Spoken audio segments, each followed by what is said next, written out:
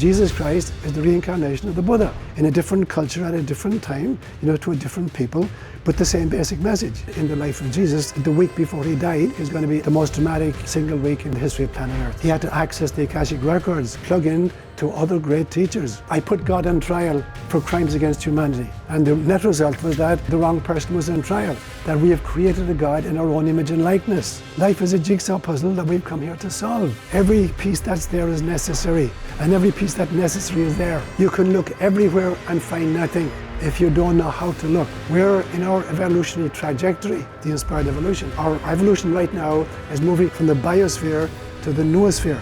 And that's a very dangerous place to be in. For all of us who experience the dark night of the soul, that is the greatest opportunity for enlightenment that you'll ever come across. I'm a big believer that in order to be an enlightened being, you have to commit 4 murders. Right. The first thing is, I gotta murder my ego, which is not to say that an ego is not important. It is important. It's like the CEO of waking consciousness, but I can't identify with my ego. The ego is just kind of the CEO of waking consciousness, but that is not who I am. I'm a holographic fractal of Source itself. I'm a bite-sized piece of God who volunteered for human incarnation. And so the first thing I have to kill is, ego is important for driving a car or stopping at traffic lights or tying my shoelaces, but it feels like it's the master of who I am, and it is not. So first I have to kill my ego. The second murder is I have to kill my father. And by that I mean, I have to supersede my culture of origin. So for me, the father is the culture into which I was birthed and where I was raised by it. And there is no culture that can take us all the way to God.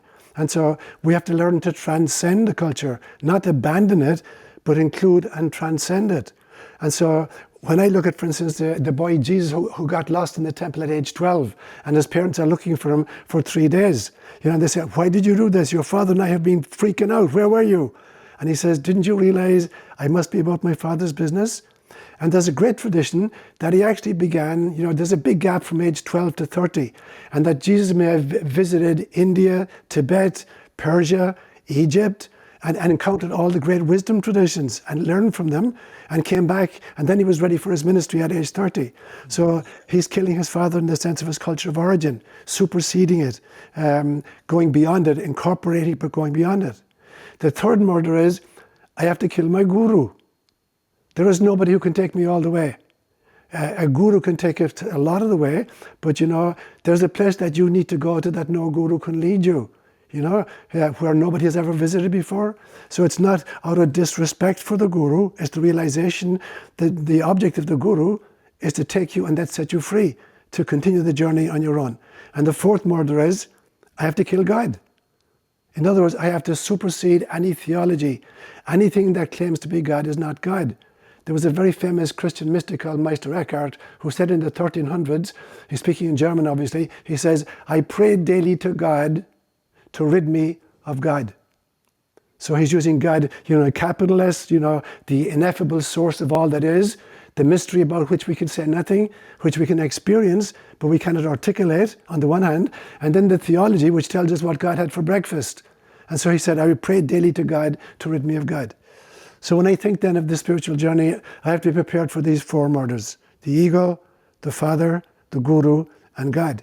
And so when I set out to kind of set God free, I'm trying to follow in the footsteps of Meister Eckhart, in the sense that the God that we've been programmed to believe in is actually, in many senses, is a psychopathic, homicidal maniac that's wiping people out left and center. So that cannot be God. So what I sought to do was, I put God on trial for crimes against humanity. And I had a prosecution and a defense. So for each of them, I brought in scripture scholars and psychologists and kind of lawyers and mythologists in order to argue the case. And the net result was that we had the wrong person was on trial, that we have created a God in our own image and likeness. And so Carl Jung put it very, very powerfully when he talked about the notion of projection. That if I don't deal with my own shadow material as an individual, I'm going to have to project it onto somebody else and then have interpersonal conflict with that person. If we do that as a community, we're going to project the shadow of the community, and then we're going to be kind of racist against some other group. And if we do this as an Earth community, as a global community, we're going to dump it onto nature.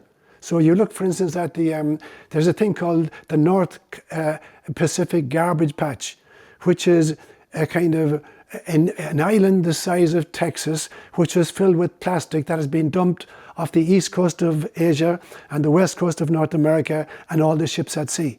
And literally it's just this mass of dumped projected material that the fish are feeding on, and then we feed on the fish. So we're recycling our garbage.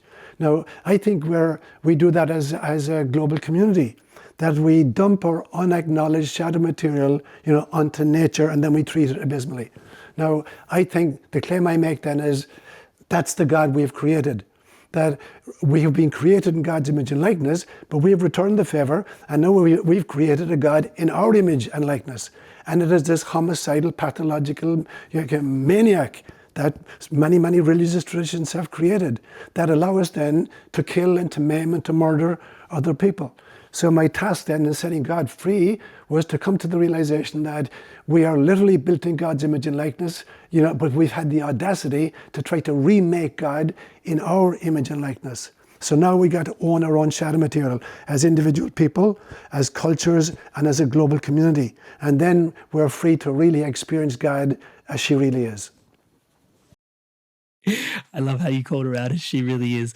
I think at this particular juncture, people are going to want you to define God for them, but then once again, they're putting you into that guru space, right?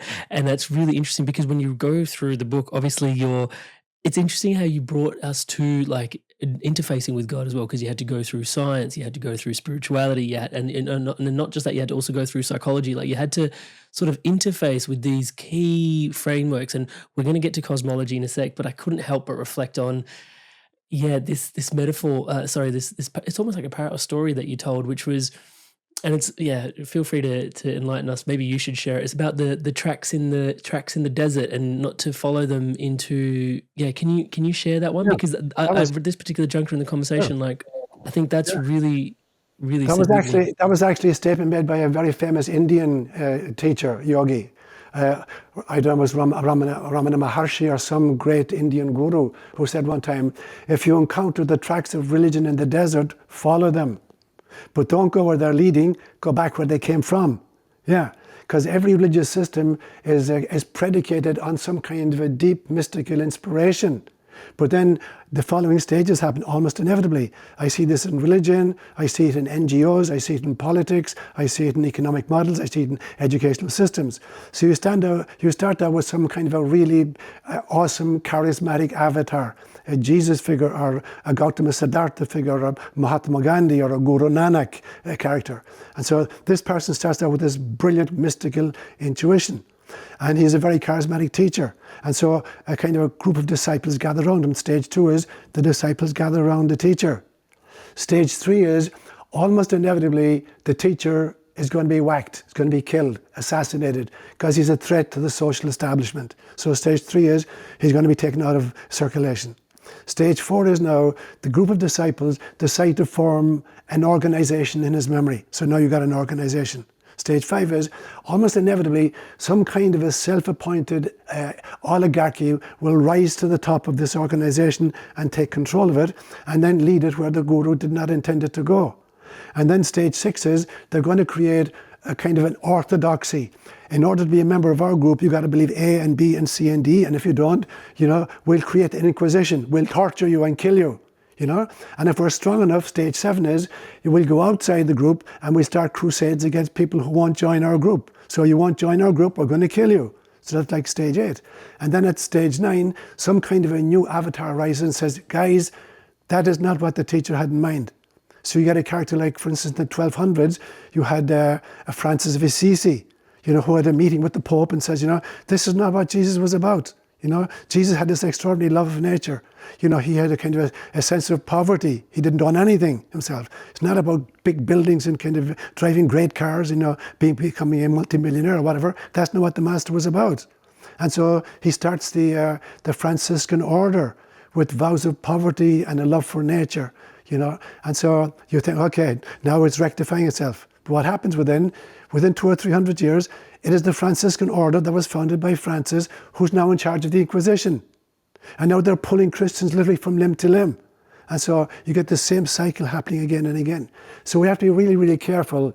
That's why I say we have to kill the guru, in the sense that every single one of us is responsible for creating what I call our own personal cosmology.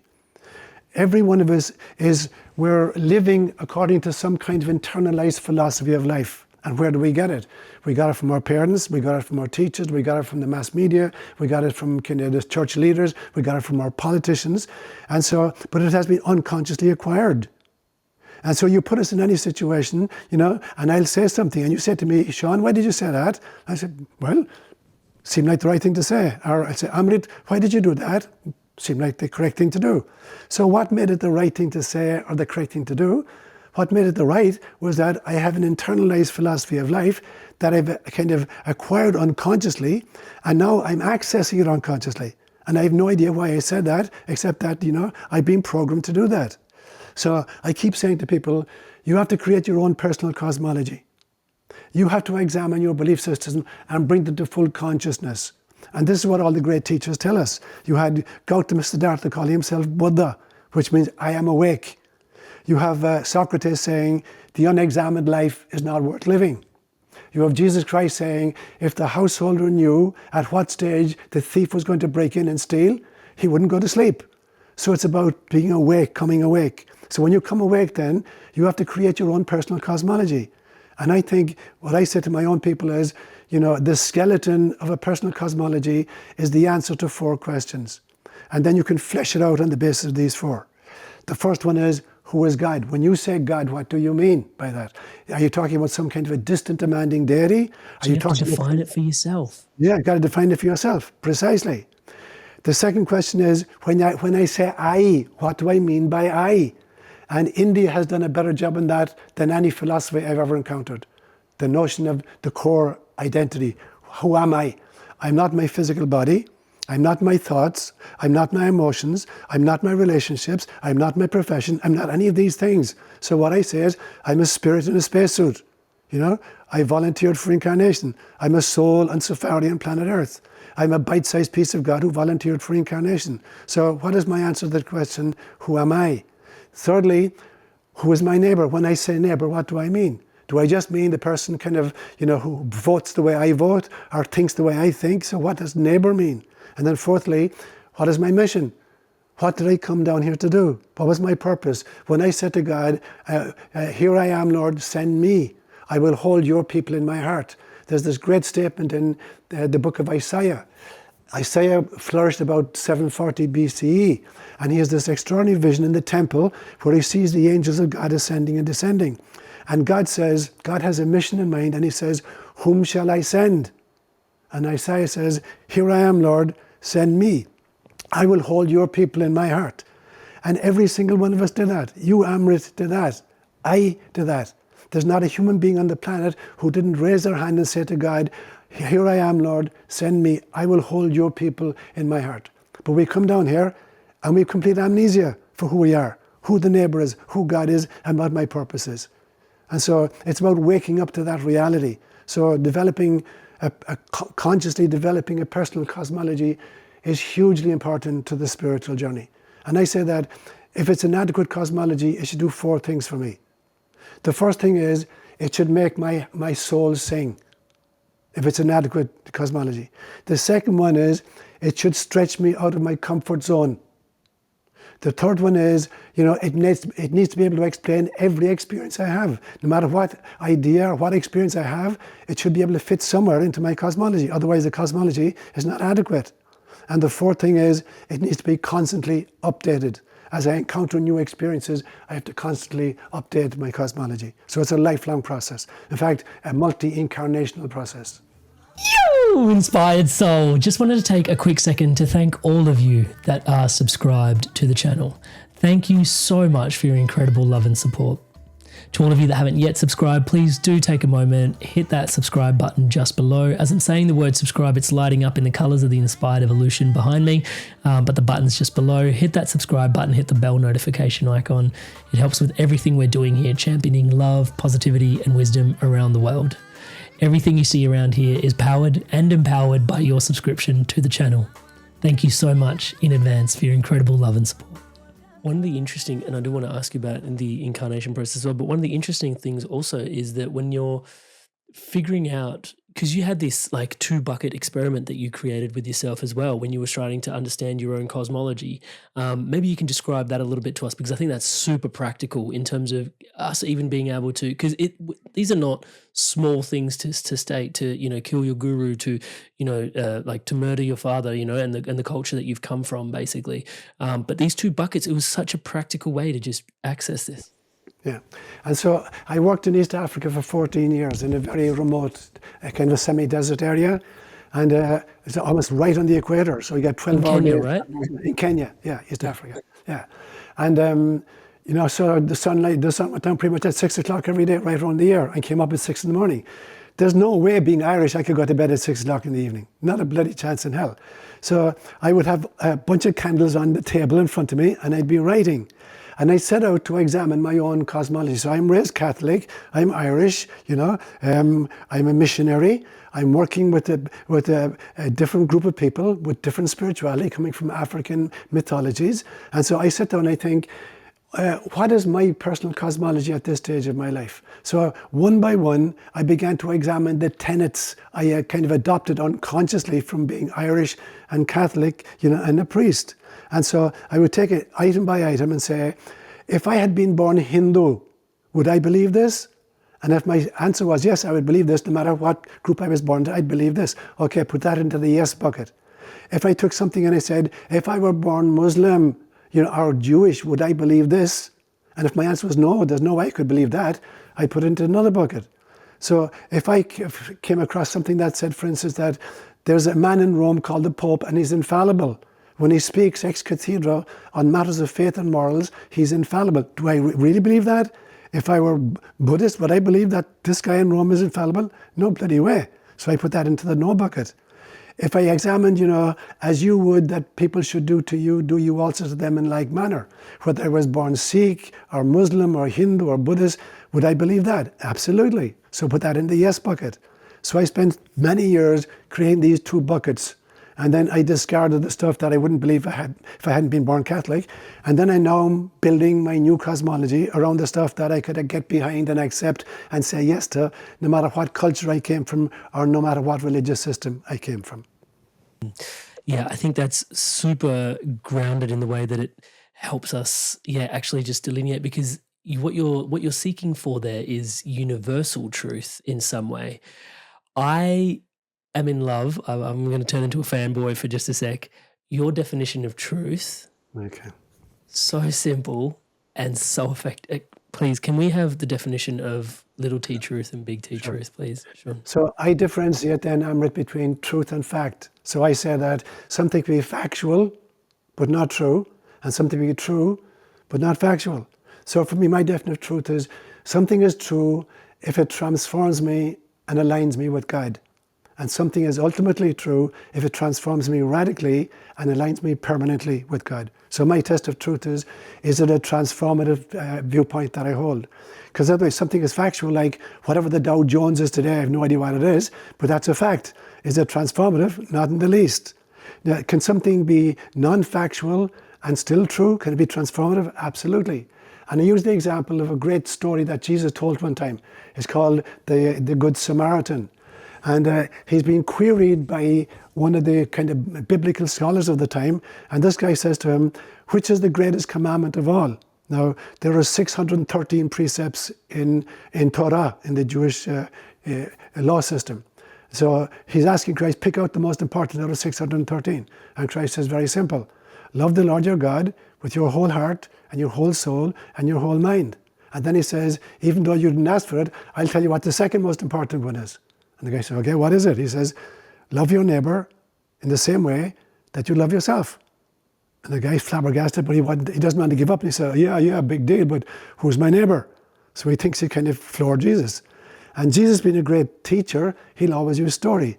So he tells a story. So he says, there was a certain man going down from Jerusalem to Jericho, and he got mugged and left half dead on the side of the road. And there was a priest from the temple going down there later, and he saw this fellow Jew lying at the side of the road, and he ignored him. Because for a priest to touch a dead body, he'd become unclean, and he couldn't go into the temple and offer sacrifice. So he just went by. And then came a Levite, and the Levite were the kind of the sacristans or the temple police. And he saw a fellow Jew dying, and he ignored him and went by, because for him as well, he'd become unclean if he touched a dying body. So he went by.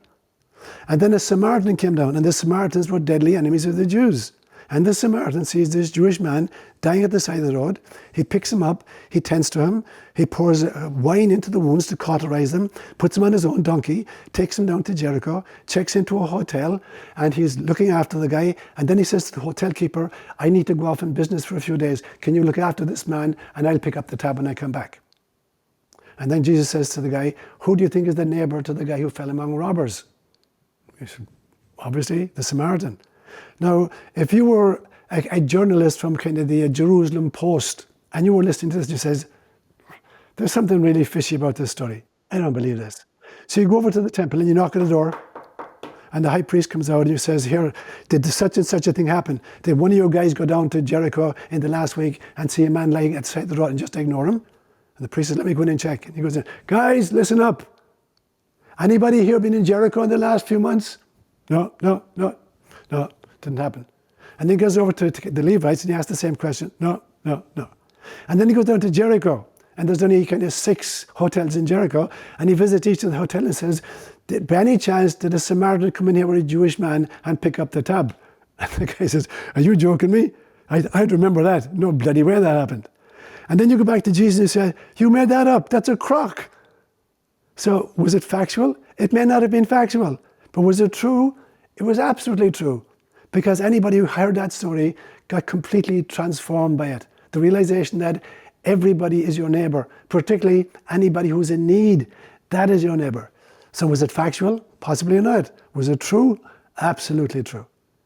My brain can't help but go into some of the trippy dippy spaces where you share, because also like some of my favorite stories are, my heritage is from Punjab, and there's like you know, some poor Muslims mosque that he loved to visit, you know, got like that got demolished for some reason or the other. We won't get into that side of the things.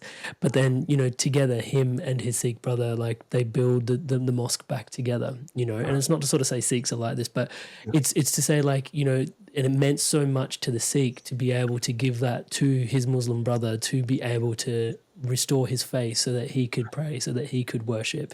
And I think when people tune into these stories, their hearts just expand, because it's universal, you know. It's like you are you and I'm me, and like you're saying, you know, you got to define your own cosmology to find your own way forward. And I think the interesting thing is I couldn't help but my brain went into this, because you've also talked about, like, you get a bit quantum sometimes and you talk about different parallel lives and how we might actually be sourcing the same info. And so maybe that story didn't happen back then, but there are stories in today's day and age where people that have been mortal enemies, like Sikhs and Muslims, have warred in the past, like against like Hindu like suppression, and now they're like helping each other worship. So, you know, it might be that they're, you know, maybe in the quantum there's information that these masters and avatars are sourcing back to feed in the stories in those times. Your thoughts? Absolutely. So one story, and then a kind of a theory of mine. There's a great story about Mahatma Gandhi, that at one stage in the violence that erupted, you know, in 1947, when Pakistan and India separated from each other, and the war that was going on between Muslims and Hindus. And at one stage, a Hindu man murdered a Muslim child and came to Gandhi looking for forgiveness. And Gandhi said to him, here's your forgiveness. I want you to find an orphaned Muslim child, and I want you to take him as your child, and I want you to raise him, and I want you to raise him as a Muslim, even though you're Hindu. You raise him as a Muslim. And that was, in some sense, that was the penance, and that was the insight that Gandhi was offering to this man. You know, so that notion, you know, of there is nobody who's an enemy. You know, we're all just different children of God who volunteer for incarnation. So I believe very strongly in this great Hindu notion of the Akashic Records. So I think the Akashic Records are the kind of the treasure trove, the archived wisdom of everything that has happened in the entire cosmos since the world goes. So it's like Grandmother God, keeps photographs and kind of love letters from all her children. And so it's possible to access the Akashic Records like the cloud. We're beginning to do it now. And so I believe there is nothing that has ever happened in any part of the cosmos that has not been recorded lovingly by God. And that there are some people who have the ability to access those records, and to go back in time, and to access the lessons from those. I was actually saying in a homily yesterday during the Sunday Mass, there's this great event that happened in the life of Jesus the week before he died. He took 3 disciples, Peter, James, and John, and he went up to the top of Mount Tabor in Israel. And he has an encounter with Moses and Elijah. Now, Moses is dead 1,250 years, and Elijah is dead 850 years. And so, why is this happening? For me, it was like Jesus was accessing the Akashic Records in order to kind of plug himself in to his own religious tradition. Moses represented the law, and Elijah represented the prophets. So they're the 2 parts of the Jewish scriptures. So it's like he wants to kind of soak in the wisdom of his own tradition, because within a week he's going to be dead. And so it's like the final download before he's ready to give up his life. And so now he's ready to come and face the music. The next week is going to be, I think, probably the most dramatic single week in human history. And certainly the last 24 hours of his life, I would say, is the most traumatic 24 hours in the history of planet Earth. But in order to do that, he had to access the Akashic Records, and plug in to other great teachers. Now, it wouldn't surprise me, if he was manifesting not just Moses and Elijah, but maybe he was accessing, Gautama Siddhartha, the Buddha, or maybe Lao Tzu, or Kung Fu Tzu, that he was accessing all these great wisdom traditions of the past and saying, give me the strength to face what I need to face for this coming week, so I can accomplish my mission completely. So for me, we all have access to these things when we learn the techniques. God is not God is not mean-spirited that he only dishes out the goodies to the gurus. God gives whatever food we need to every single one of us if we know how to ask for it and how to create the mindset and the soul set of receptivity. Hi there, guys. I wanted to take a quick moment just to introduce you to my one-to-one coaching. It's something that I deeply love doing. As you can tell, conscious conversation is such a massive part of my life. And having one-to-one, deep, meaningful conversations with people where I get to show up as your brother or as the coach or as your mentor has been such a gift for me personally, and a gift for lots of the people that I have supported on the journey of living a more spiritually empowered, spiritually powered, spiritually aligned life. You don't have to take my word for it. Here's some examples of people all around the world that have experienced profound transformations through this coaching experience. Amrit is a fantastic coach. In a few sessions, he got to a depth that I'd only experienced before working with certain medicines. He's gone through a lot of the struggles that you're probably facing, and Amrit's been a really strong, supportive figure in my journey. In control of myself. I'm kinder to myself. I actually have that vision and a purpose. I do feel like I'm a better version of myself already. Amazing energy. He was easy to talk to, which made me easy to trust him. Working with Amrit at 9 o'clock on a Saturday morning, and really I was bouncing out of bed. Whenever I get off the calls with Amrit, best money we've ever spent. I would not recommend him because I don't want everyone to know about him, and then I won't be able to book him. If he gets too busy, I won't get my turn. I would say absolutely. There's no way you can work with Amrit for a period of time without being transformed. So if you're considering him as a coach, do not hesitate, because you won't be disappointed. Alrighty, so hopefully that's inspiring your evolution onwards and upwards. And if you are so inspired to evolve, you can book in a one-to-one call with me directly at www.amrit.coach/life. And guys, if I can say so myself, I do think this is something quite special. Most people that I see building things online don't really work with people this deeply, this intimately, one-on-one as things start to grow, just because it is so time intensive. And yet I'm so deeply passionate about the transformation that comes from one-to-one coaching that just isn't available anywhere else. It would be my absolute honor and a pleasure to support your spiritual awakening, your spiritual path, your spiritual unfoldment. It is my life's work. I look forward to seeing you in the call. Back to today's podcast. How was it first received when you suggested that potentially, Yeah. Jesus was the reincarnation of Gautama Buddha? To the Catholic Church. First of all, reincarnation. Like, what is going on?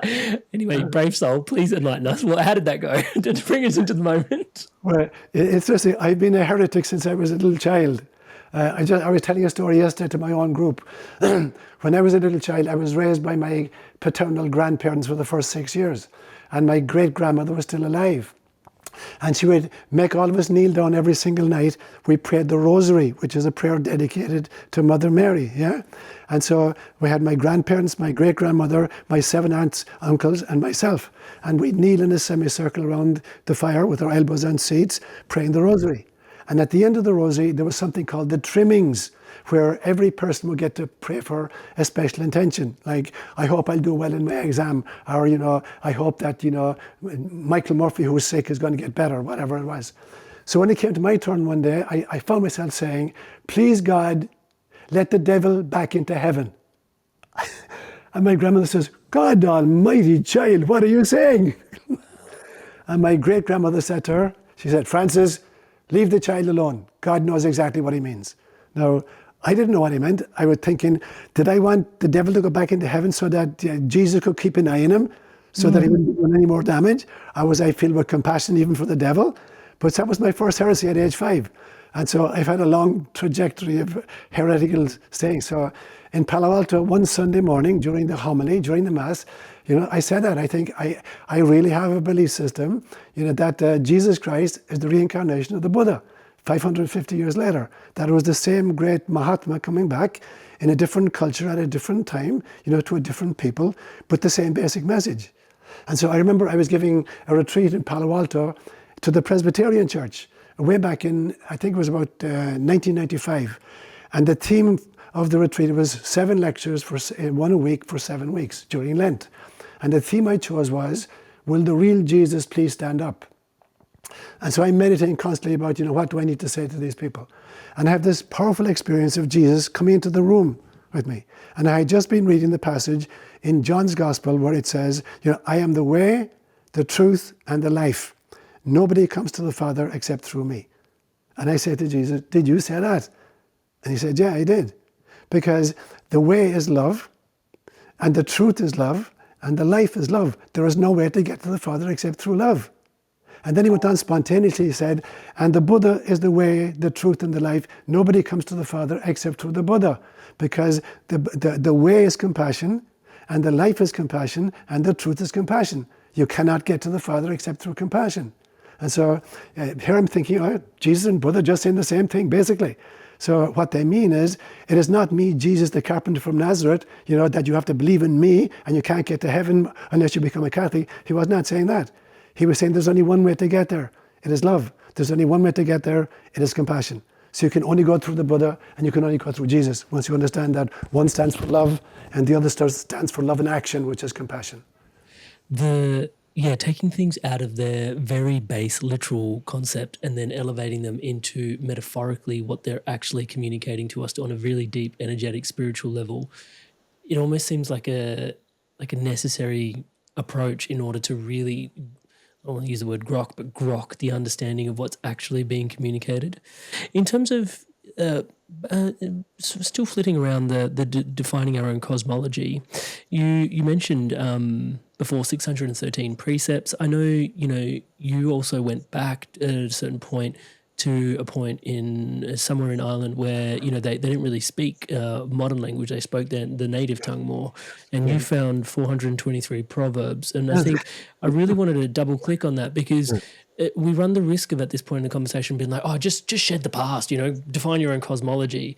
But in order to do that with integrity, I think really understanding where we've come from as well is really important. I just felt like the reincarnation conversation was really bringing that into the frame. So you found 423 proverbs, and even just taking a moment to help us identify, so you're Druid, there's a mystic, there's a Catholic. It's like, not that there's anything wrong with any of that. It's actually an absolute blessing. But if you can help us orienteer around, your own cosmology in terms of, your grandfather, your father, these 423 proverbs, like how you find yourself placed uniquely in the way that you are positioned. Yeah. Yeah, it's brilliant. So, as I say, I was raised by my paternal grandparents for the first 6 years, and I came under the influence of my great grandmother, who was a Christian mystic.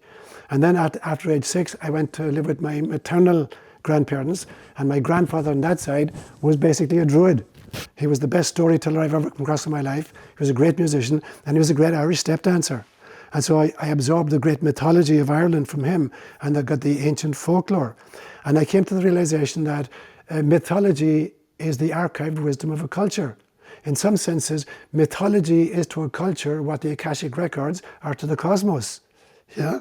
And therefore, if you want to understand the wisdom of any people, you have to go to the mythology. So we constantly misunderstand. We think mythology is just stupid stories that primitive people make up, until they learn science. Yeah, I just want to jump in there for one sec. Yeah, Sorry, I know sure. you're on a roll, but it's really interesting because growing up Indian, like that's one of the things they say, like mythology for us, that like it isn't just myth in the West is like, oh, that's a myth. Like it's just a made up fantastical story of way back when in the past and just positioned in the past. For India, it's our myth is our history. Like Absolutely. we're just in a very different age right now that it makes no sense to us because we're in a very different makeup of reality right now. Sorry, I've totally interrupted, No, but I just wanted to that's brilliant. emphasize the point. It's a beautiful point, and you're absolutely right that mythology is the archived wisdom of every culture. You want to get to know kind of the wisdom of any culture, don't look at their science or their technology, look at their mythology, their stories. And where myth is the kind of the archived wisdom, a kind of proverbs are the kind of the distillation of those mythologies. So proverbs are kind of one-liner kind of wisdom things. So in Gaelic, for instance, the word we use for proverb is seanochel, which literally means ancient words. And so I remember the summer holidays between my junior year in high school and my senior year in high school. I spent the entire summer, 3 months, in a village in the west of Cork where Gaelic is still the mother tongue. And I was collecting these proverbs from the elders. And I would say to them, give me a proverb and then tell me in what context you would use it. And I discovered 2 things from that. I discovered firstly that proverbs always contradict each other, because truth is so multifaceted that in one situation you're going to say A is true, and in another situation you're going to say no, A is not true, B is true. And I'll give you a few examples. So in Gaelic we say, for instance, Níl sin son madihin son fein. There's no fireside like your own fireside. You want to be home. But then we say, Bian blasach chidon chorsen. There's a special taste to the neighbour's food. When you're a child, you always think the neighbour's food is much better than when you're getting it home. And in English we say, like, look before you leap. But he who hesitates is lost. And we got 2 great Swahili proverbs. One says, haraka haraka haina baraka. Hurry, hurry has no blessing. But then we say, chilewa, chilewa, mtoto siwako. Delay, delay, and the baby will not be yours. If you marry a woman in Kenya and you don't consummate the marriage, she's not going to be twiddling her thumbs waiting for a baby. She's going to get a baby and it won't be yours. And so the first thing I find about Proverbs is they seem to contradict each other, because truth is so multifaceted that the opposite of what's true in one situation is going to be true in another situation. That's the first thing I learned. And the second thing I learned was that, that an old man said to me, he said, you know what? If Christianity had never come to Ireland, we could live according to the Proverbs. Because there's such wisdom in the Proverbs that, you didn't need an outside influence to kind of educate us about what the reality was. And when I worked as a priest in Kenya and East Africa and had the privilege of learning 4 Kenya languages, one of the things I would say to people, I immersed myself in the mythology of Kenya. One of the things I would say to them is, if Christianity had never come to Kenya, you could live according to your Proverbs. So don't lose your Proverbs. Hold on to your Proverbs. They're your innate wisdom. And so for me, in all times, we need to go back to our Proverbs, back to our mythology, back to our founding myths. And that's precisely why Jesus always refused to speak in kind of scientific language or in philosophical language or in theological language. He always used stories. And the audience always got upset with him, said to him, why are you always talking in stories? Yeah. And he gave 2 different answers to it. In one place he said, I speak in parables so that seeing you may see, but not understand, hearing you may hear, but not comprehend. So why would he be speaking in a way that they couldn't understand or comprehend? But what he's saying is, you're trying to understand me with your mind. You can't get it with your mind, dude. You got to get it here. And so I then differentiate between wisdom and knowledge. Knowledge is data which are delivered by the sensorium and processed by the physical brain. Whereas wisdom is data that are generated by the soul and processed by the heart. You can only get to wisdom through the heart. And so Christ is saying, if you're listening with your head, you're not going to get it. You got to leave, you got to kind of listen here. And so when he says, for instance, his report is saying, repent and believe. Now he's speaking in Aramaic, and this is written in Greek. But even in the Greek, it doesn't mean beat my breast and say, I'm a schmuck, I'm a schmuck, I'm a schmuck, and then take a whole bunch of dogma aboard. The word that's used in Greek is metanoia. Metanoia means go beyond your mind. Meta is beyond, and nous in Greek means your mind. So, he's not saying repent, he's saying go beyond your mind. And he's not saying believe, he's saying trust. There's a huge difference between belief and trust. Belief is a rational acceptance of kind of a human utterance. Like, I believe, X, Y, and Z. So I'm making a mental assent to something that my mind understands. Trust is completely different. Trust has nothing got to do with the mind. Trust is not about credo, it's about cordo. It's not about the mind, it's about the heart. Cordo. It's what a little infant does when an infant, is hungry. It's going to expect, it's going to trust there's going to be a mother's breast. It's going to come and feed it. It's not the child is saying, I wonder now if I cry, if I can conjure up, a source of milk and nourishment for myself. Let me believe that that's possible and then see if it happens. He's not doing that. The child is implicitly trusting. So Christ is not saying, kind of believe in me. He's not saying, repent and believe. He's saying, get into your heart space, and trust. That is how you access the kingdom of God. And so that was the first response he gave. The second time, he's asked the same question, why are you still speaking these stupid parables? Talk to us plainly. And he says, I speak in parables so that I may reveal things which have been hidden since the foundation of the earth. In other words, there is no way to reveal these mysteries except through some kind of an art form. Stories, music, dancing, these are the only way you can understand these kinds of things. You cannot do it through the rational mind. You have to go metanoia, beyond the mind. I love that. And it actually comes full circle back to developing your own cosmology. It's like what makes your heart sing, right? So connecting back into feeling into that space. One of the, I just want to double click on another point, which is leading to that, because you've also gone as far as saying it's not what you're looking at, but rather how you're looking that is actually more important. Exactly. Can you unpack that for us, please? Yeah, brilliant. So the Buddha, for instance, gave a brilliant homily at one stage where he's walking along the road with a group of disciples and he picks a flower and he holds it aloft. The disciples are waiting for a kind of a homily or kind of an explanation or an exegesis. And he's holding it and saying, okay, dude, what's up? And he's holding it and saying nothing. And saying, dude, all right already. What are you trying to tell us? And then after about Make your point, please. Yeah. Make your point, please, right. About 5 minutes down, one of the disciples breaks into this big belly laugh. And the Buddha says, right, you got it. What was he saying? He was saying, if you really see this flower, you see everything. And Thich Nhat Hanh, this brilliant kind of Vietnamese Buddhist monk, would say, if you take any flower, a flower consists completely of non-flower elements. If you took the rain away and the water and the sunshine and the wind and the soil, there wouldn't be a flower. So when you see a flower, you're seeing all of these elements together. So that's what the Buddha was saying. And Jesus did the very same thing. He said, look at the lilies of the field. They don't spin or weave or gather into barns. And I tell you, not even Solomon, in all his royal finery, looked as good as one of these. Why are you afraid? Why can't you trust that God is going to look out for all of your needs? And so this notion again, of all of it's not where we look, it's how we're looking. So they were all looking at the same place at the flower, but only one of them got the message. They're all listening to Jesus talking about the lily of the field, but the only people getting it are the people who are kind of getting it here, not getting it up here. So I'm a big believer that you can look everywhere and find nothing if you don't know how to look.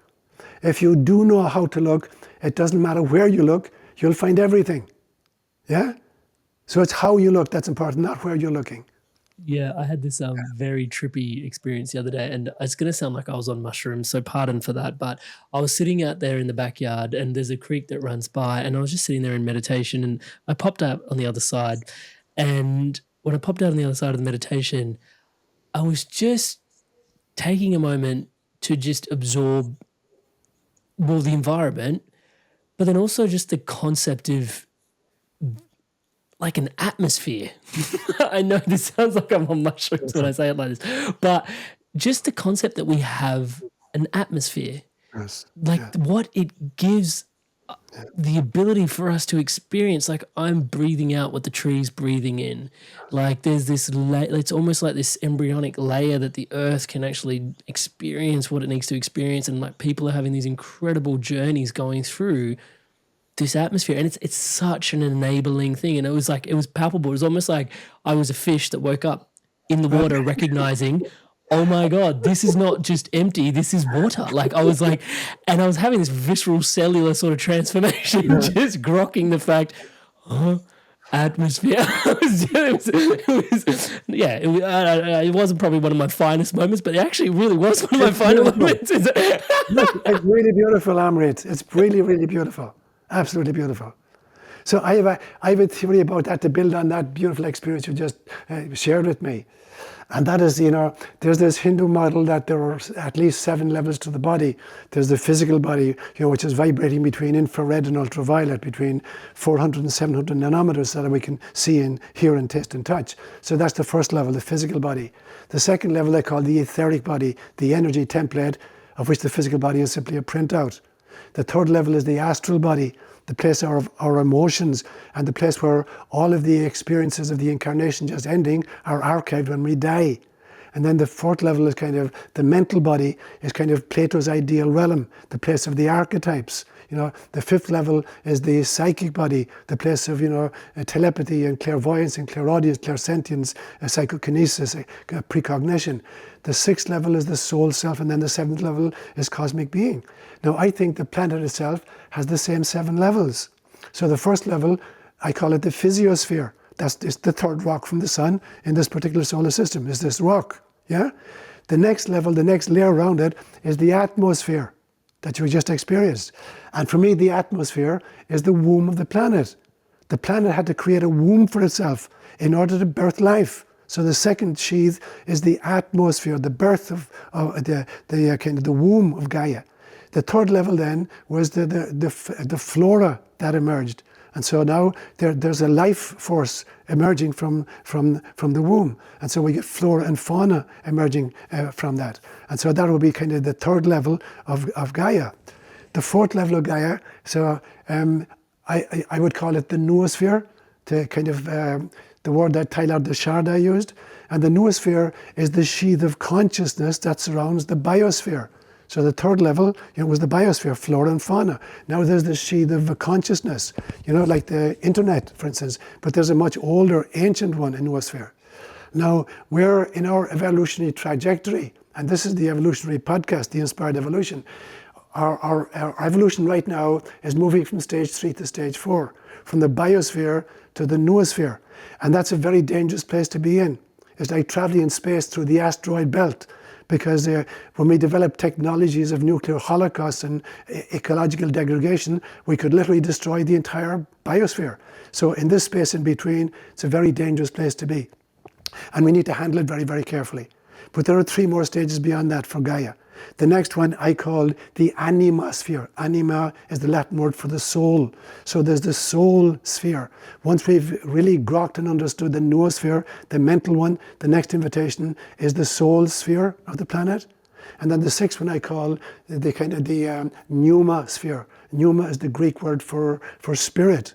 So the spirit sphere, and then finally there's the cosmosphere itself, the ultimate universe. And so that the very planet itself is evolving through these great stages. And we've volunteered to come in at a time when we're halfway there. And we're right in between the biosphere and the noosphere. And it's going to be really, really important how we handle that stage of the evolutionary trajectory. It has to be inspired. And that's why there are people like you creating these kinds of podcasts. Inspired means to be filled with spirit. And evolution means the progress and the development. And there we are now between Biosphere and Noosphere. And that's what we're, the journey right now. And it is, light workers like you who are inviting us to traverse that space, in an inspirational fashion, not just driven by technology or our ability to create weapons of mass destruction, but by inspired, be filled with spirit as we kind of navigate that journey. Inspired soul, this is such an incredible conversation with Sean. My God, even if I can say so myself, I am taking away so many different things from this podcast. The need to develop our own cosmology, how we actually do that, how to trust, how uncomfortable that can be. My goodness, even just the 3 different types of humans that there are, and understanding, what we're going forward into, the time ahead, and just really the path of the way of the warrior, the loving warrior. So many takeaways in this episode. What are your key takeaways? What are your biggest insights from this episode? I'd love to hear from you in the comments below. And if you've got any questions, we're going to have Sean back on in the future, touch wood, if he's so willing to grace our shores again. And I'd love to ask any of the questions that you leave in the comments below on your behalf. So feel free to leave them below. With that, back to Sean and the rest of the conversation. Do you believe we all make it out to that 7th sphere? For the planet itself will naturally get there, and humans will also elevate to that? You think we'll all get there? I think we'll all get there. It may not be in this incarnation for some of us, but it becomes really important for us that this is where the ego needs to take a back seat. Because I want it to happen while I'm alive, and I want it to happen in a way I'm going to predict it's going to happen. You're alive. I wish it happened yesterday.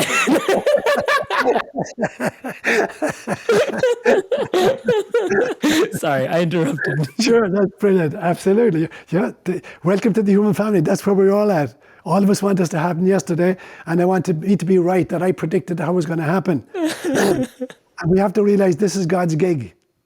This is God's gig. It's going to happen in the way and at the time that is optimal, for the evolution of everybody involved. And so we have to do our damnedest to kind of put our shoulders to the wheel of evolution, and then realize that it's going to happen in God's way, in God's time.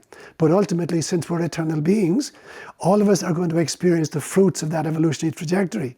Even if there's a disaster in between for a particular generation, we will recover. We will reincarnate. The planet itself will reincarnate. No matter how much damage we do to it, it will recover from that. And there will be beings, souls come back to take it, through the noosphere, into the animosphere and the pneumosphere, and back into God herself. So yes, everybody is going to reap the benefits of that evolutionary trajectory. I wanted to also ask about the 3 types of humans, because there's a whole body of work that you speak to us there. And we are discussing kind of where we're heading as a species. Right. But also, I think having that delineation is very helpful.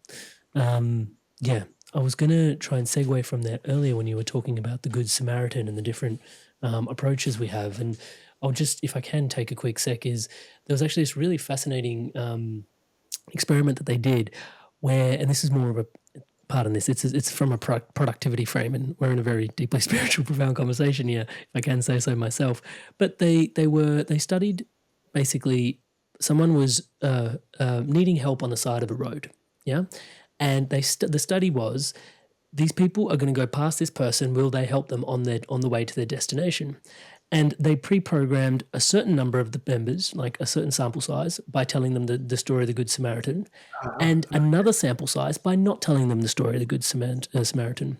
The hypothesis being that the people that we told the story to, because it's front in mind in the center to help, and the story that you so kindly shared earlier, that they would actually stop, they'd be more inclined to stop and help, right? It's a great hypothesis. Yeah. What they found was kind of interesting.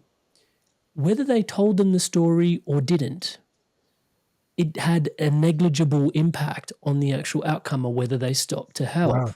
Wow. The thing that made a difference was actually how much time pressure to get to their destination they actually thought they had.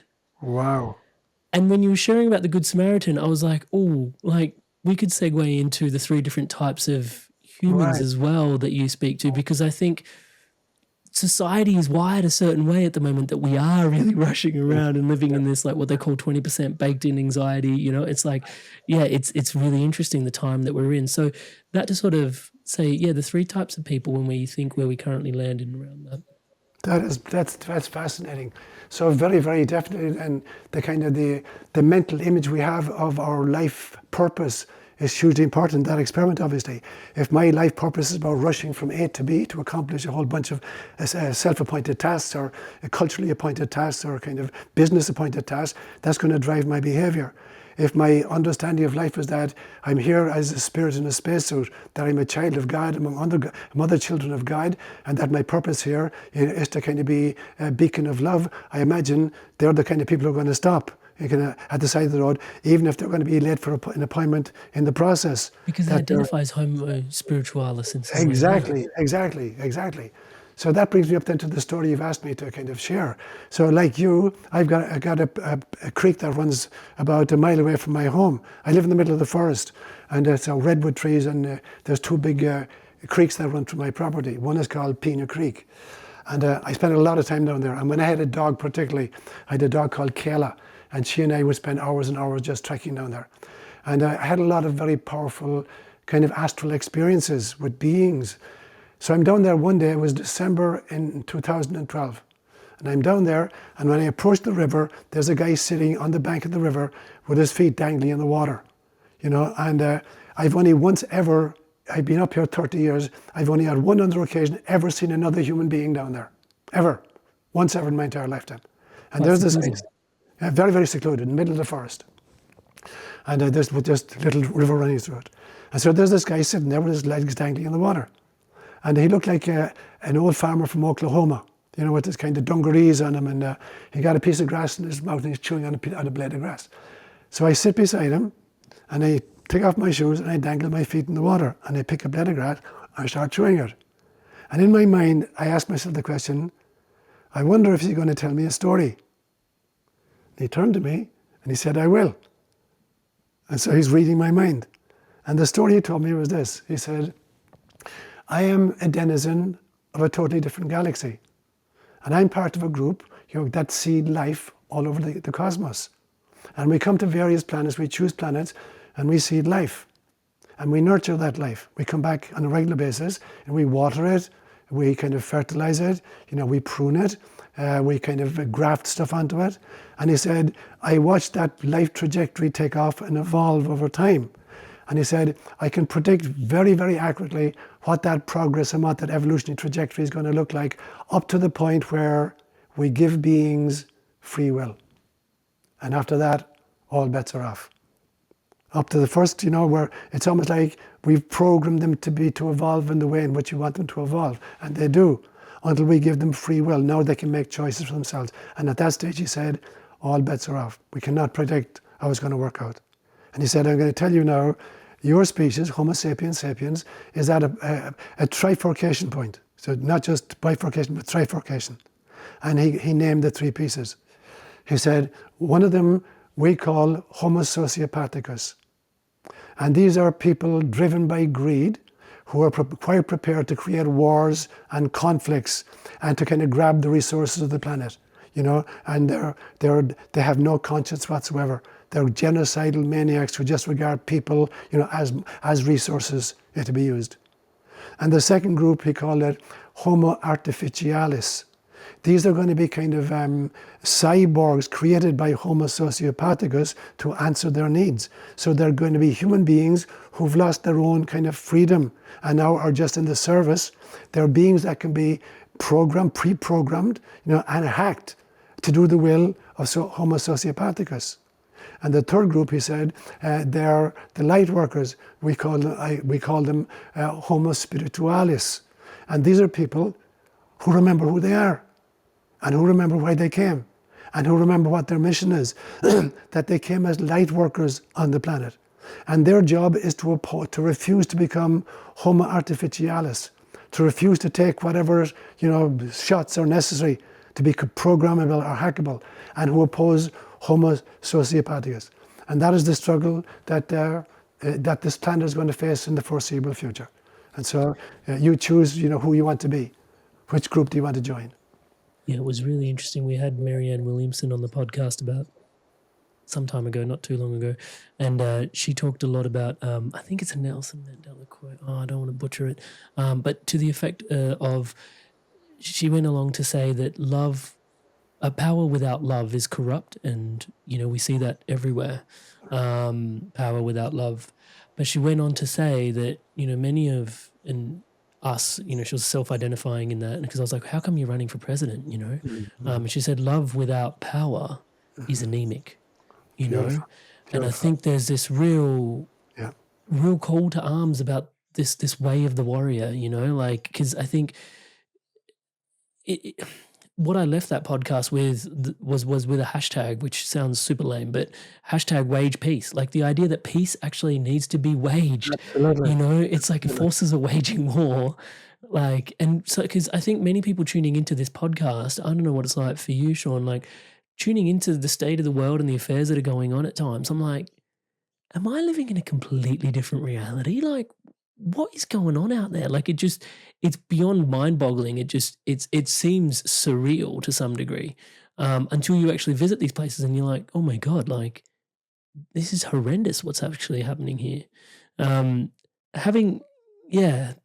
wanted to double click on a point you had in there around freedom and free will as well, because you started there. So, because similar to your definition of truth, this was really illuminating for me, the way you described what freedom is here to achieve and what free will is here to achieve.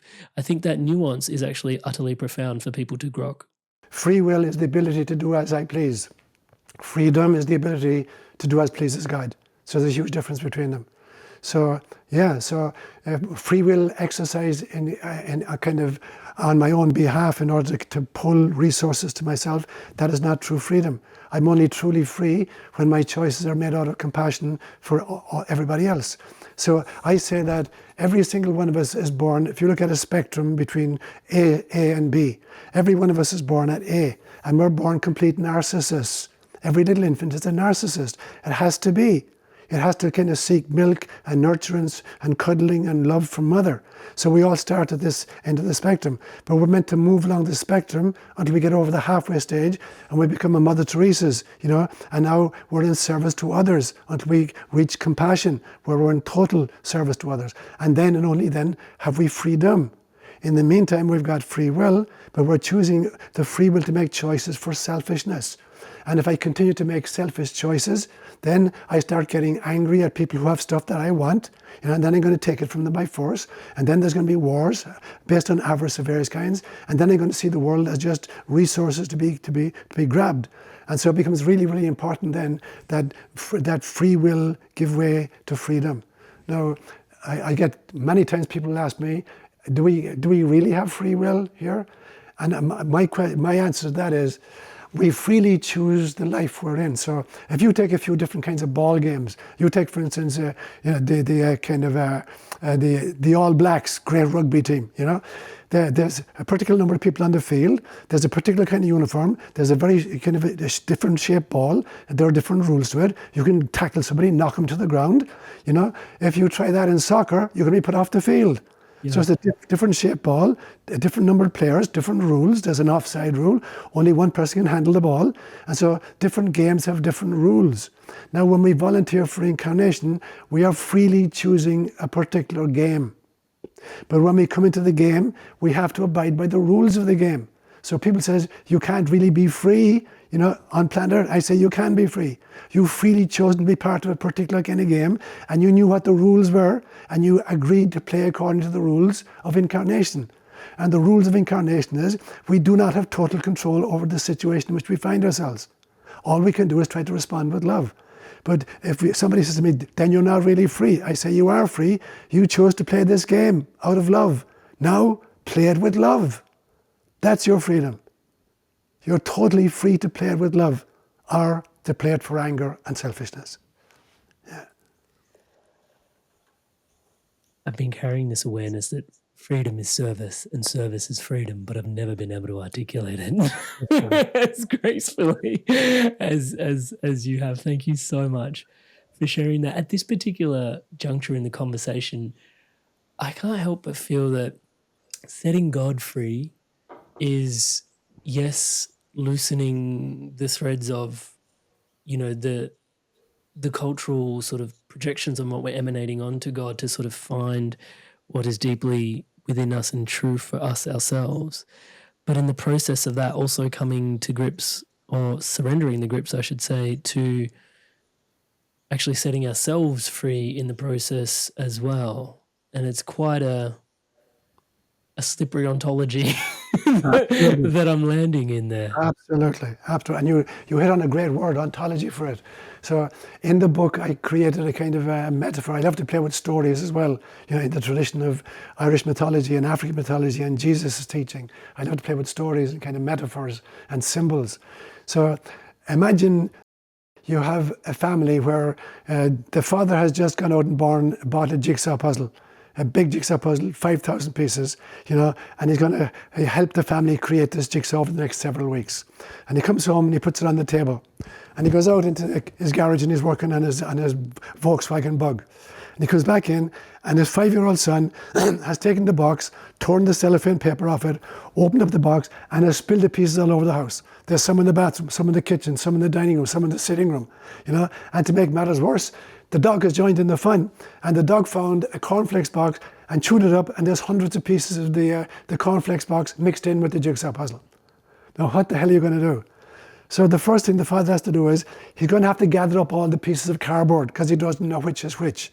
Now, in some senses, then that's kind of that's epistemology. Epistemology is the branch of philosophy that tells us how do we know what we know? How do we gather information? So the first stage is epistemology. I got to gather all the pieces. The second stage is now I got to sort them out. I got to figure out which ones are cornflakes box pieces so I can throw them away and which belong to the jigsaw puzzle. Now that's ontology that you just mentioned. Ontology is the branch of philosophy that deals with how do I decide what's true and what's not true. Because faced with any kind of thesis, I have to make a decision. Do I believe this to be true or I don't believe it to be true? That's ontology. Now the third stage is I've gotten rid of the cornflakes box pieces. I've identified what the kind of real jigsaw puzzle pieces are. Now cosmology is I got to put those pieces together so that I create the image which is on the box. And so that's the journey of life. Life is a jigsaw puzzle that we've come here to solve. And when you open a jigsaw box, you have to make 2 acts of faith. The first one is that you have to believe that every piece that's there is necessary. And every piece that's necessary is there. You're not going to need extra pieces to finish the puzzle, and you're not going to wind up with 15 pieces left over when you finish the puzzle. Every piece is necessary, and everything that's necessary is going to be there. So you have to make that belief system. Yeah, you're not being asked by God to do anything in your life for which you're not equipped. Everything you're going to face, you've been equipped to deal with. And every situation is necessary. You couldn't get to where you need to go unless you encountered these particular things, including the vicissitudes and the difficulties that you've encountered. So there is nothing in your life which is there by chance. And there is nothing in your life which cannot be harvested to create the jigsaw puzzle. And so I'm glad you used that. That's a brilliant phrase, the ontology. How do we decide what's true for us? And then how do we arrange the pieces so that we create the jigsaw puzzle, And when you finish the jigsaw puzzle, what you're going to see is the face of God. Every jigsaw puzzle is a face of God. For some people tuning in at this juncture, the belief, the trust piece, how deeply you were talking to that earlier, is not readily accessible. There's an experiment I run in my life time to time again, which is I trust the universe. Just that phrase. I'll come out of a meditation and I'll just be like, I trust the universe. And if I'm honest, there are times where it's like, yeah, that feels really solid. And there are times where it doesn't feel solid, And when I feel into why it doesn't feel solid, it's like, oh, remember that time that happened, and remember that time that happened. And then I sit with it and I journal with it in my mind. And I go, bro, are you serious? Like, you've made it up until life, up until this point. And back to what you were saying before about, us being physical and like all the different 7 layers of us.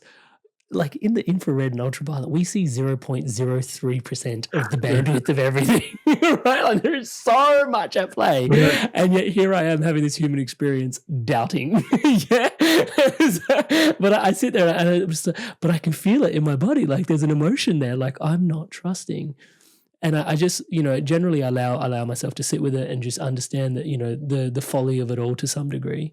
But I want to take a moment to ask you the question on behalf of myself and the audience.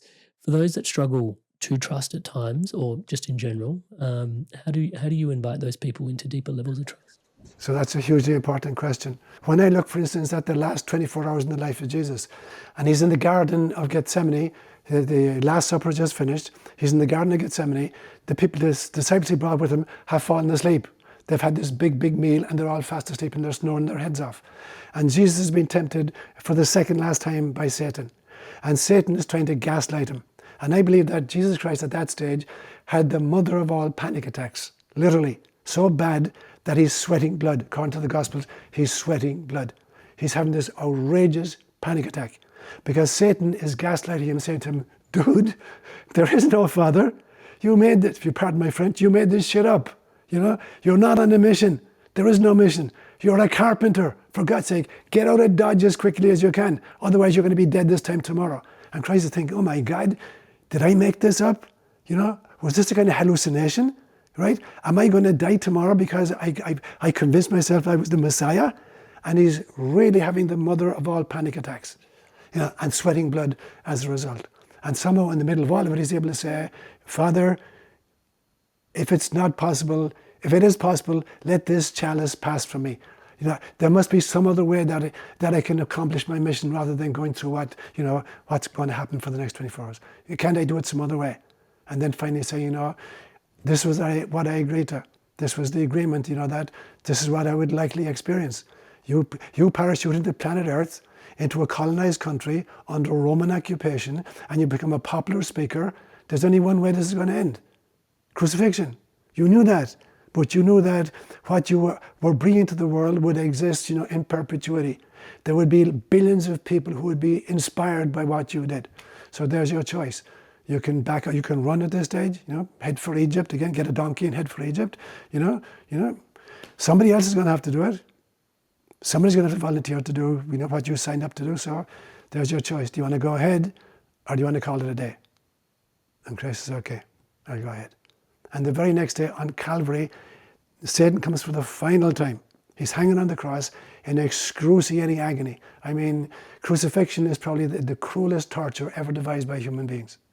And he's on this cross in extraordinary physical pain.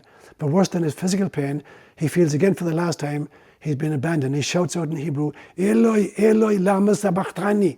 My God, why have you abandoned me? And so he feels like he's been gaslighted. And now when it's too late to do anything about it, he can't escape at this stage. He's thinking, did I make all this up? Am I fooling myself? Am I dying for nothing? But then he's able to the next stage, he goes beyond compassion for himself and he sees his mother and Mary of Magdala, his companion, and John, the beloved disciple, standing. They're not allowed to come near the cross by the soldiers. And he realizes, what is this doing to them? And he wants to make sure they're looking out for each other.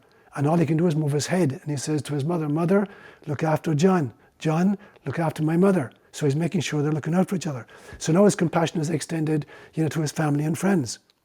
And then there are two people crucified with him. And one guy is berating him, so you're supposed to be the Messiah. Get down off the cross and take us down with you. And the other guy says, we're dying because of our crimes, but this man is innocent. And he turns to Jesus and says, Lord, remember me when you come into your kingdom. And Jesus said to him, today,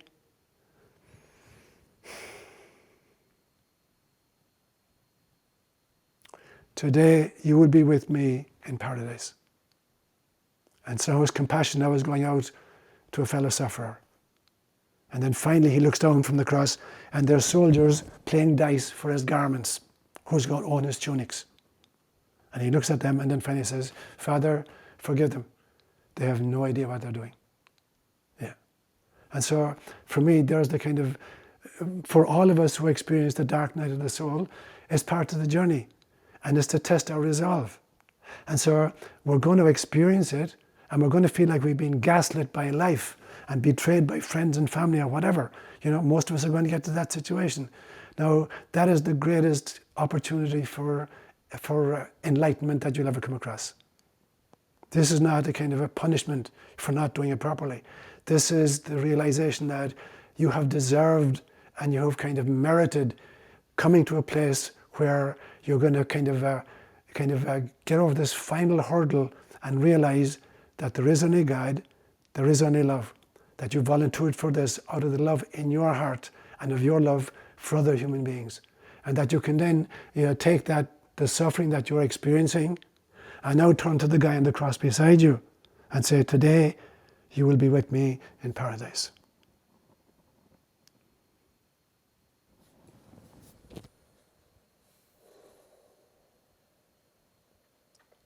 Hard to follow something that profound up with a question, to be honest. Thank you for sharing that. At the risk of sounding somewhat masochistic, I often find that some of us have some real challenges, and I'm wondering if it's the Homo Spiritus path, where we interface with some real obstacles in order to get to where we're trying to get to. Similar to, not similar, but, in the vein of what you've described. And just watching, because I'm a life coach outside of, the podcast, well, connected to the podcast, I guess, and watching even just coaches speak about certain athletes, and they reflect upon how certain athletes interface with significantly higher degrees of pressure than other athletes.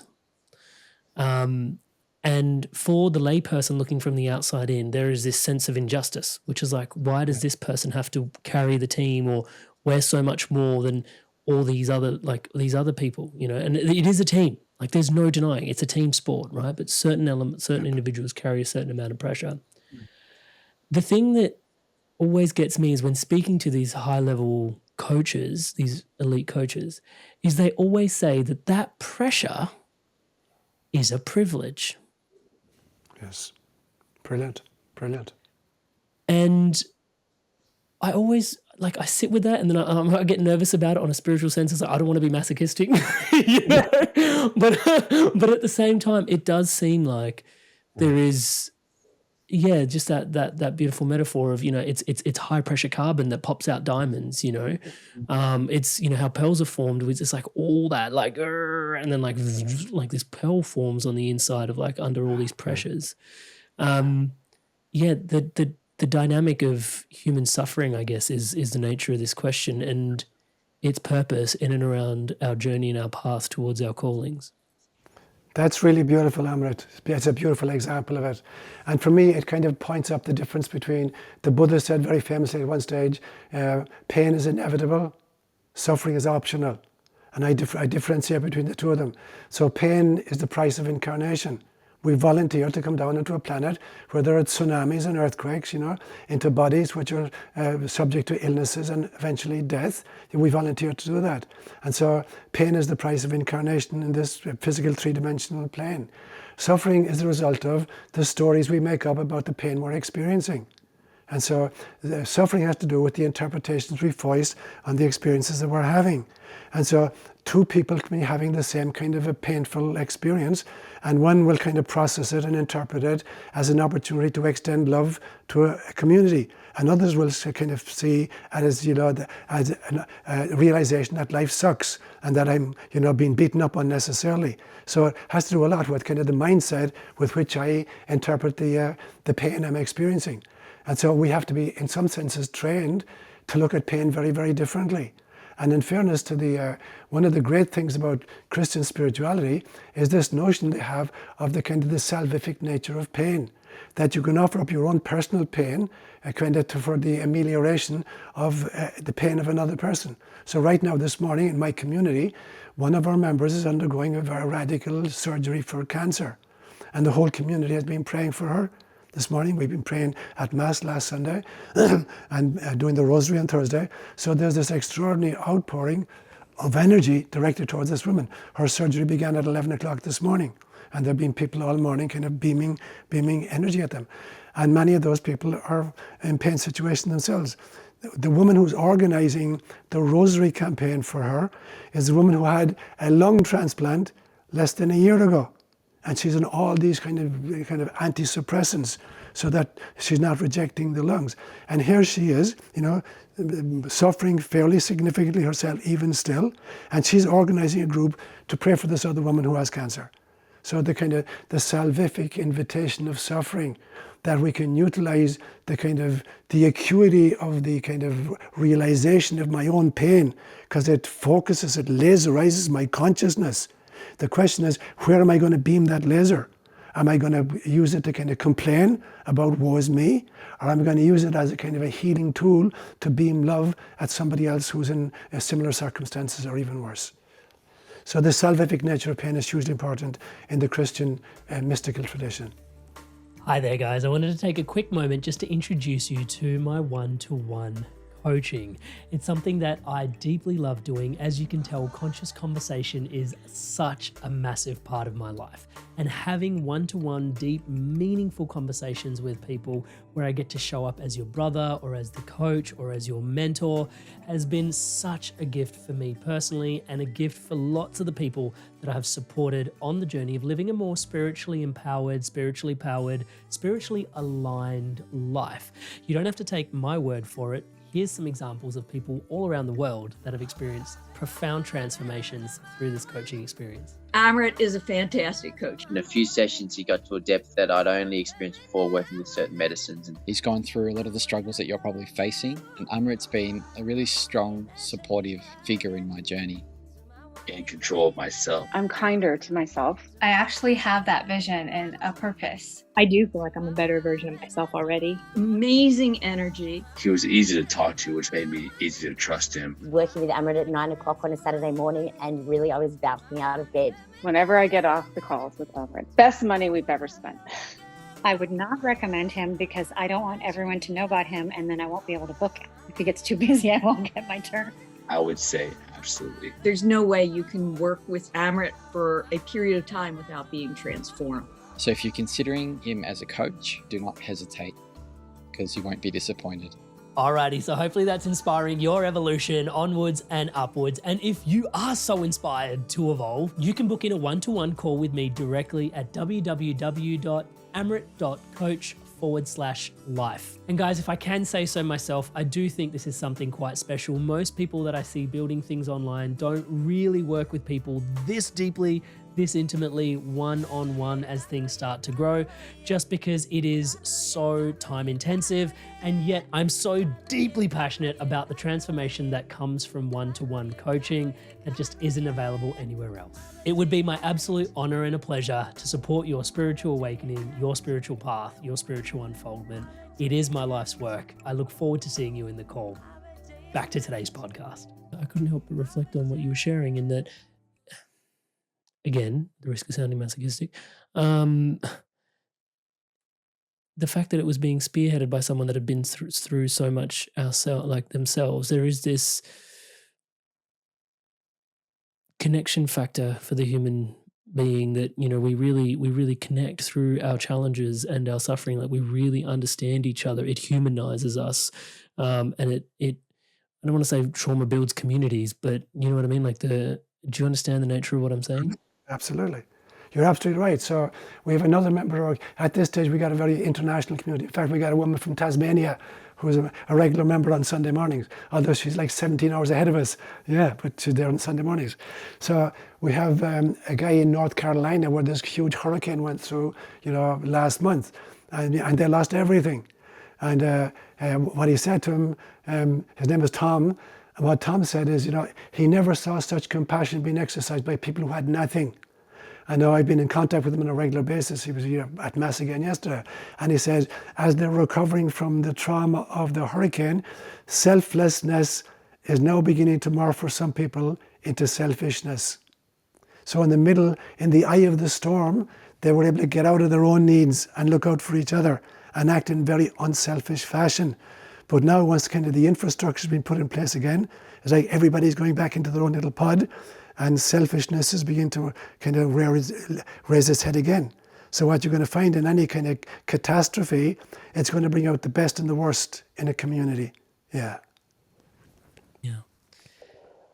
Do you think, I've heard some people on the podcast sort of refer to this particular moment in time as almost like a there's like a karmic upswell of the shadow for us to, for it's almost like effervescing up for us to be able to, I don't want to say scrape it off the top and purify it and cleanse it, but that's just a metaphor that comes to mind. Yes. Do you feel like we're in a particular time like this? I do, and I like your metaphor because it's right on.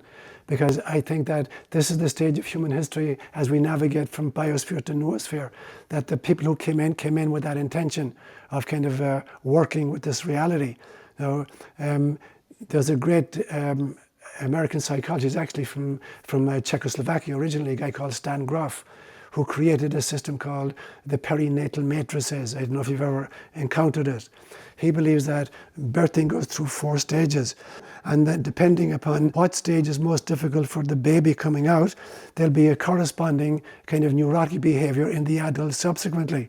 So there'll be, it'll kind of represent itself much later in some kind of neurotic behavior. And the first stage is the in utero experience.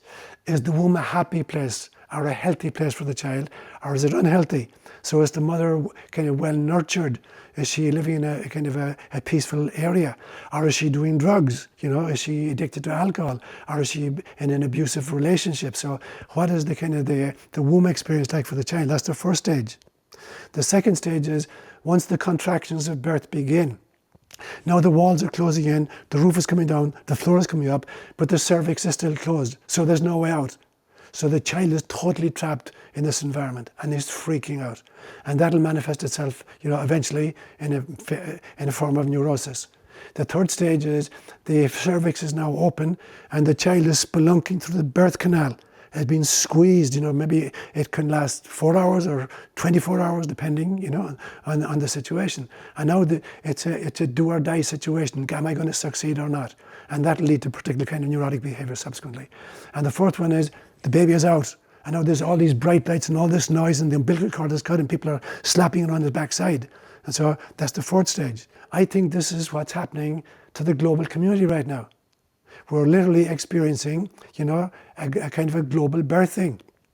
And the question I ask myself is it a happy womb or an unhappy womb, planet Earth right now? For the denizens of planet Earth, do we feel really secure and happy in the womb right now? And the answer is absolutely not. Yeah. So there's an extraordinary level of distress. And now the contractions are beginning, literally. The roof is coming down, the floor is coming up, the walls are coming in, but the cervix is still closed. There's no immediate obvious opening to relieve this kind of pressure. And we're experiencing that right now as a global community. The third stage will come. The cervix will open and the birthing will begin. And we'll be spelunking. And the question is, will it be over and done within 2 hours? Or is it going to take 24 hours? Or how long is it going to take? And how difficult is it going to be? And then thirdly, when we get out at the other side, what is that going to be like for us? So that's the situation in which we find ourselves, I think. Now, every birth is accompanied by doulas or midwives who are trained in the birthing process. And that is what we need right now. We need doulas and midwives to facilitate the birth of this next stage of human evolution. And these are what I call the light workers. And there are some of them on the other side. There are angelic beings who are attending this birthing process. And there are some on this side, people like yourself, who are doing podcasts to open up and to invite other people to take part in this birthing process. And so hats off to people like you and Aubrey Marcus and Alex Ferrari, people like that, who are the doulas of our time and who are trying to beam light and awaken those of us who are still asleep. We wouldn't be able to do what we do without you, really. Again, trust, because I think when the walls are closing in at that particular point, the easy place for the human to sort of like to rest into is to go into the mind and start freaking out. And yet it's almost like a softening that's called into like lean back into the heart, to trust. I guess to round out the podcast, the heart space, the love. I'd just love to get your reflections on us being centered in the heart and being anchored in love. Absolutely. It is the most important organ of the body. And the physical organ itself is just metaphorical for the real heart. And the real heart, literally, is the heart of God. I don't believe, as a Catholic priest anymore, I don't believe in a Holy Trinity, a Father, Son, and Spirit. I believe in a mandala. that it's symmetrical about both axes. There's a vertical axis and a horizontal axis. So the vertical axis has to do between the connection between, God's immanence in creation and God's transcendence, the utter ineffability of God. And the other two sides represent my connection to all living beings, what Native Americans will call all my relations. And so the nexus point where the two of them meet is myself, and that's the heart space. That's where these two kind of pieces meet. And what are the archetypes at those four corners? So at the top you have the notion of a Father God, and at the Son you have the incarnated masculine as Jesus Christ. On one side you have the Holy Spirit, and the Holy Spirit for me is kind of the divine womb in which embryonic Christ consciousness is marinated in the amniotic fluid of pure love. So the Holy Spirit is a feminine principle. It is a feminine archetype. And Mary, the mother of Jesus, is kind of the incarnated version of that. And there are many incarnated versions of it, of course. There are many other Christed beings. There are many other, feminine faces of God. There's, Shakti in Hinduism. There's Tara in Buddhism. There's Shekhinah in Hebrew. And so many of these great traditions have this feminine aspect of the divine. And so the heart is radiating in these four directions. The heart is radiating Father, the archetype, is radiating Christ consciousness, is radiating the Holy Spirit, the womb, and is radiating the Marys of the world, the mothers of God. And every single one of us is meant to give birth to God.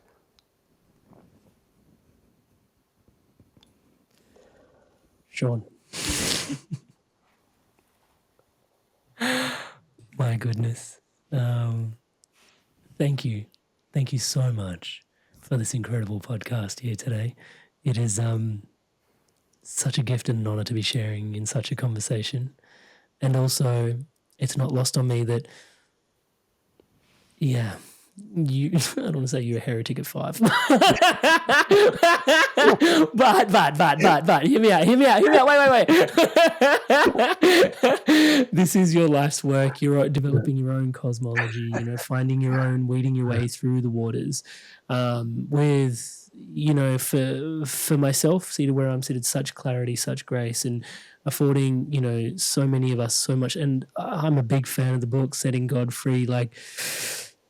If I speak from the heart, I'm a Sikh by faith. I don't wear a turban. I don't carry a beard. And when I speak to fellow Sikhs, there's a certain sliver of society that's like, you don't get to identify as a Sikh.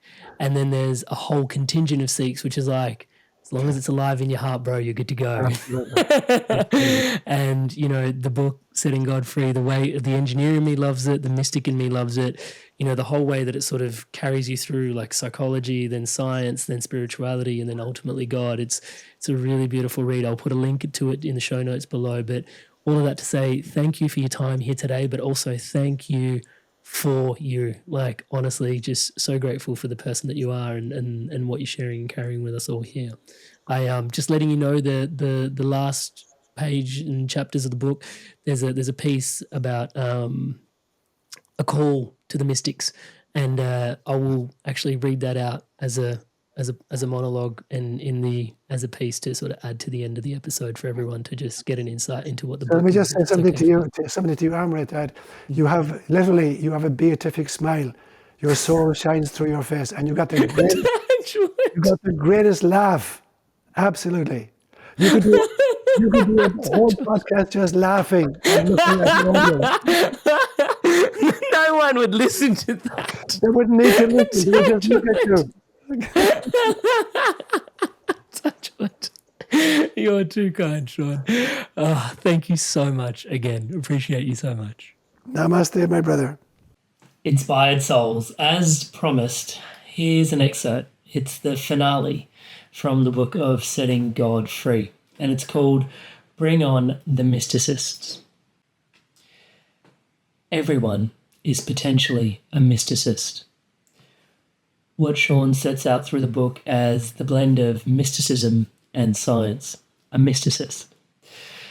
But everyone must be willing to embark on the adventure of a lifetime to discover what that means for themselves firsthand. Though community is very important and belonging is vital, It must be predicated on individual gnosis, this personal knowledge of spiritual mysteries. In other words, it's more important to paddle out on one's own canoe in the river of spirit than be an obedient, unthinking rower in the bark of Peter or Muhammad or Moses. The mysticists live where real science meets true spirituality.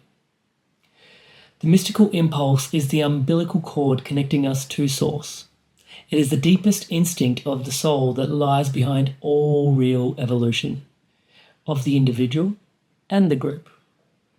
Problems start when the CEO of waking consciousness, a la the ego, thinks it is the center of the psyche, and then the mystical impulse hardens into religions and conventions.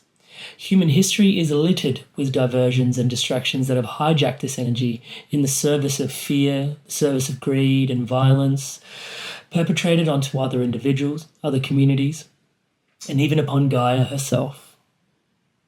Sean says, we owe God a species-wide apology, not because God needs or even wants it, but in order to clean the slate and start afresh with the myth of mysticism in place of partisan stories. Spirit cannot ultimately be suppressed. Like water or the Tao, it will gently, patiently, and inevitably find its way over, under, around, or through any and all of the obstacles, and will eventually awaken, even those in the deepest of sleeps. Lest we lose heart, it is vitally important to remember that we volunteered for incarnation in these very times. We are not here by mistake. We were not unlucky, and it is not random. It is by design, by the willingness of the soul to be an agent of transformation for the self, the kingdom is within you, and of ascension for the species, the kingdom is among you. We become paratroopers for Pachamama in this way. To that end, we must make partners, not enemies, of science and spirituality. The ancient Celts, when they spoke of goddesses and goddess, meant that the goddesses were the archetypes of nature and the gods were the archetypes of culture. These were not in competition with each other, nor was one merely a resource to be exploited by the other, as we find, unfortunately, in the book of Genesis and in Western thinking at large, but rather they were lovers and partners in the dance. And this is how real science and true spirituality must be. The offspring of that union are the people that Sean calls the Mysticists. Their mission will be to once more to identify the mystical impulse within the soul of humanity, the glowing embers which the mystics of all traditions have secretly tended over their lifetimes, and blow upon them so that they may burst into the purifying flames of unconditional love for all sentient beings. And the way of the Mysticists gives us the final, what he calls the TOE, the theory of everything. It is the weaving of the physical and the metaphysical and the merging of the immanent and the transcendent. It bespeaks a huge evolutionary shift for our species, the transformation of fear-generated vices into love-generated virtues. In this case, it is the phylogeny recapitulating ontogeny, the tribe following the ascension process first forged by the fully self-realized Christ. It is the challenge and the possibility of the times in which we live. It is why you volunteered for incarnation at this stage of human history. Can you remember? So Sean takes the most famous scientific formula of all time, created by what he calls the proto-mysticist, Albert Einstein. E equals mc squared, where E is energy, m is mass, and c squared, the speed of light multiplied by itself. A modern mysticist, like Sean himself, reworks it as it follows. It's E equals mc squared, where E is enlightenment, m is the mass of humanity, and c squared, the speed of God's love for us, multiplied by the speed of the love of the awakened hearts for others. In the game of Leela, in which God plays this hide-and-go-seek with herself, she first self-fractures into perfect fractals, each of which contain the all in miniature. These we call souls. And in a downward spiral of de-evolution, souls then limit themselves to just their psychic powers. And at this particular stage, we call this the causal body. The third phase of obfuscation is then called the mental body, where we identify with just the mind. Next comes the etheric body, where we think we are the energy or the vital force. And then finally comes the physical body, where we are radically convinced that we are separate from God, from each other, and from nature.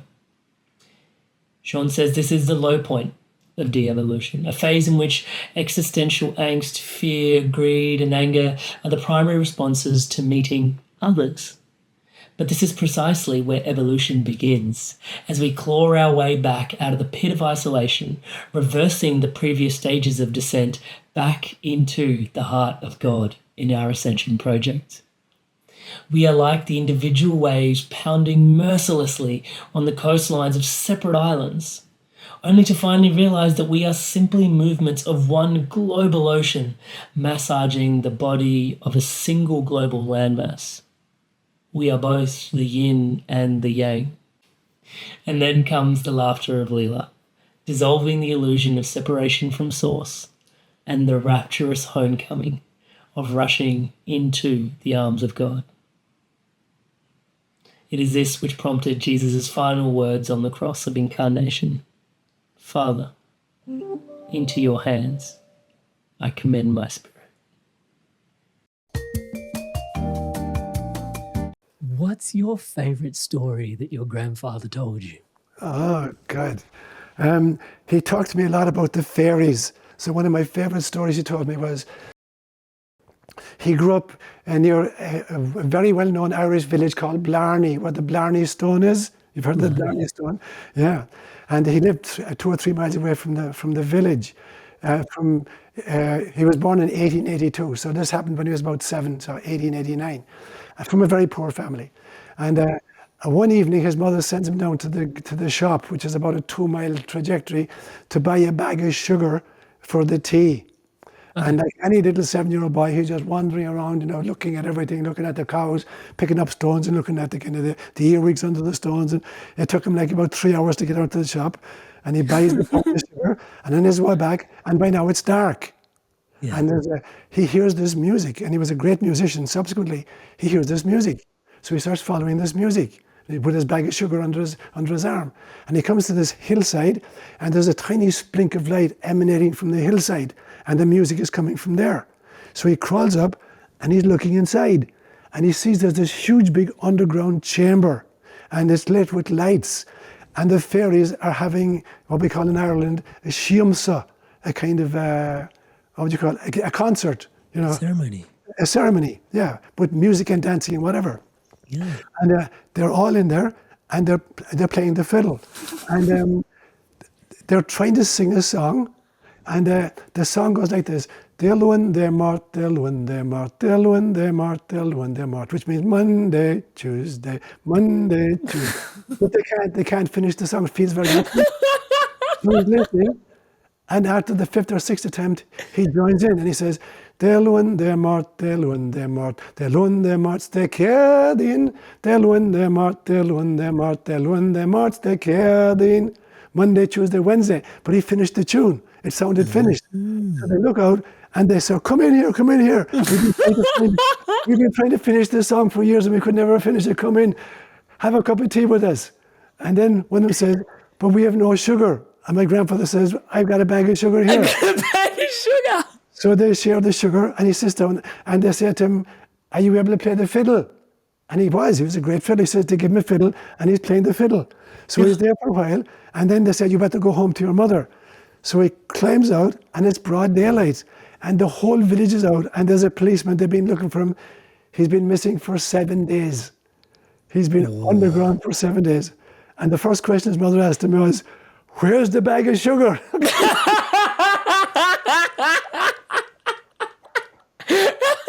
Not where were you? Which is already hard enough to ask. Okay. Where's the bag of sugar? Well, isn't that poignant? I've been having a sweet old time.